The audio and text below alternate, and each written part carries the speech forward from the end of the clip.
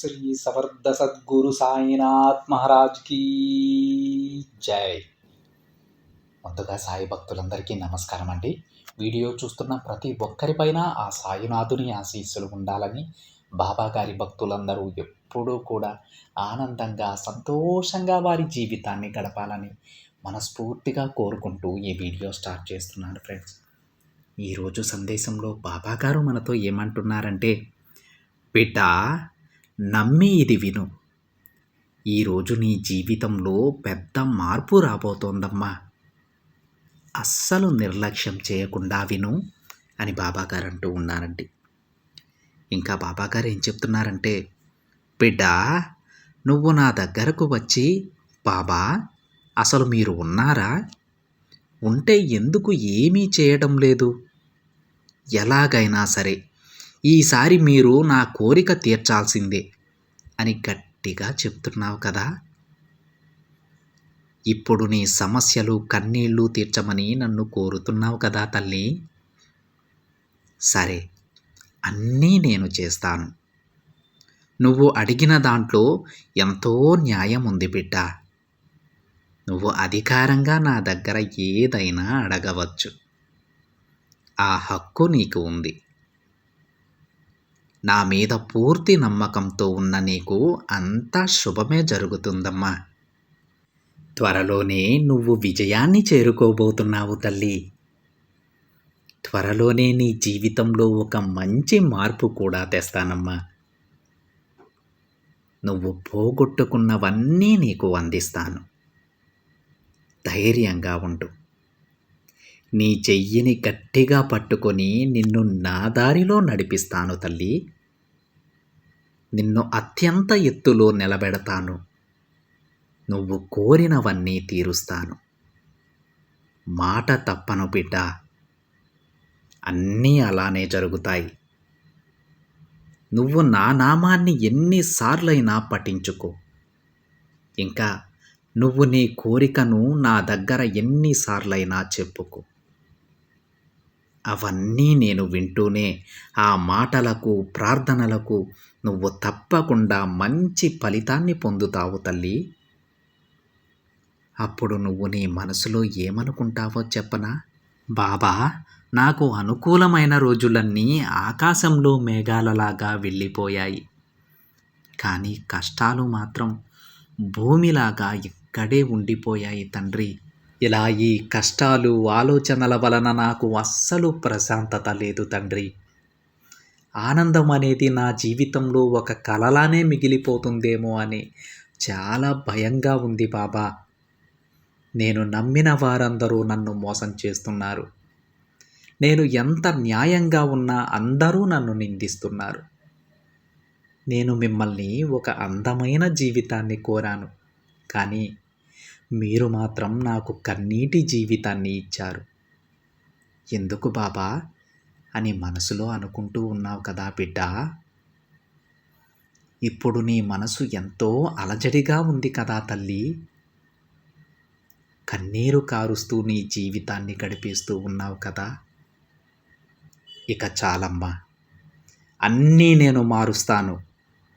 ఇప్పుడు కార్చే కన్నీరు శాశ్వతం కాదని తెలుసుకో. నమ్మకాన్ని పెంచుకో. అన్నీ వాటంతటా అవే సర్దుకుంటాయి. ఇక నీ దిగులుని విడిచిపెట్టు బిడ్డ.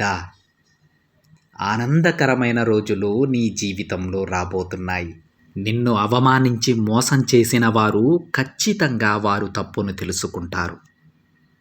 నువ్వు కొంచెం ఓపికగా ఉండు. ఎన్ని సమస్యలు వచ్చినా సరే ధైర్యంగా ఎదిరించి నిలబడు తల్లి. నీకైన పనులన్నీ నేను జరిపిస్తాను బిడ్డ.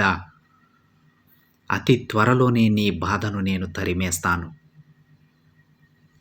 కష్టపడు, దాని ప్రతిఫలం ఎంతో ఆనందంగా ఉంటుందమ్మా. నీ కష్టాలన్నీ నాకు వదిలేసి ఇక ప్రశాంతంగా ఉండు బిడ్డ. రోజు ఉదయం లేవగానే నా నామస్మరణ చెయ్యి. నీకు అంతా మంచే జరుగుతుంది. ఆ రోజు నువ్వు చేసే పనులన్నింటిలో కూడా విజయం సాధిస్తావు బిడ్డ. నువ్వు కోరిన మార్పులన్నీ నీ జీవితంలో జరిపిస్తాను. నా మీద నువ్వు నమ్మకంగా ఉండాల్సిన రోజులు తల్లి ఇవి.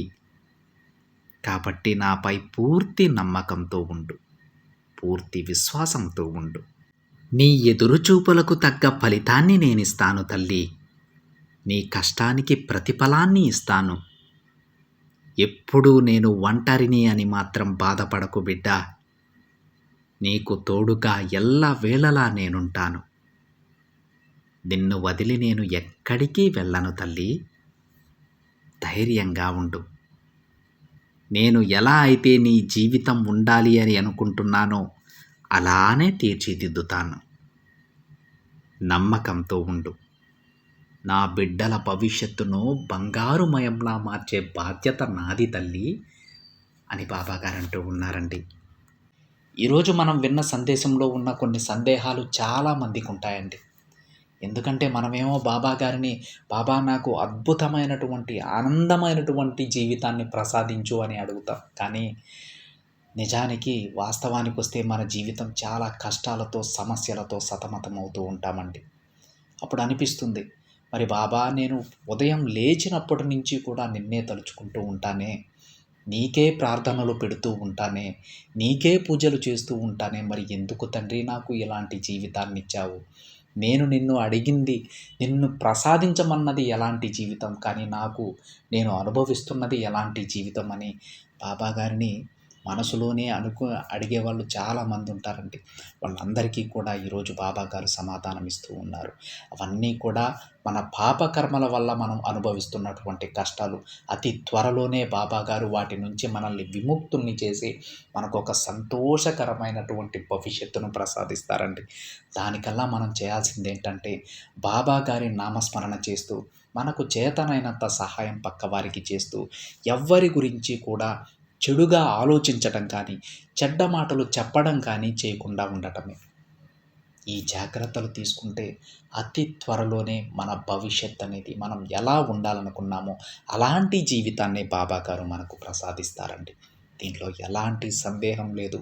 బాబాగారు ఒక మాట చెప్పారంటే తప్పకుండా దానిని నెరవేర్చి తీరుతారండి. దాంట్లో ఎలాంటి సందేహం లేదు. శ్రద్ధ సబూరితో ఉండండి ఫ్రెండ్స్. ప్రతి ఒక్కరికి మంచే జరుగుతుందండి. ఇది ఫ్రెండ్స్ ఈరోజు బాబాగారి సందేశం. వీడియో నచ్చితే ఒక చిన్న లైక్ చేయండి ఫ్రెండ్స్. మరికొంతమంది సాయి భక్తులకి షేర్ చేయండి. మొదటిసారిగా ఛానల్ని చూస్తున్నట్లయితే సబ్స్క్రైబ్ చేసుకొని పక్కనే ఉన్న బెల్ ఐకాన్ని యాక్టివేట్ చేయండి. మరొక బాబాగారి సందేశంతో మరొక వీడియోలో కలుద్దాం. అంతవరకు ఓం సాయిరామ్.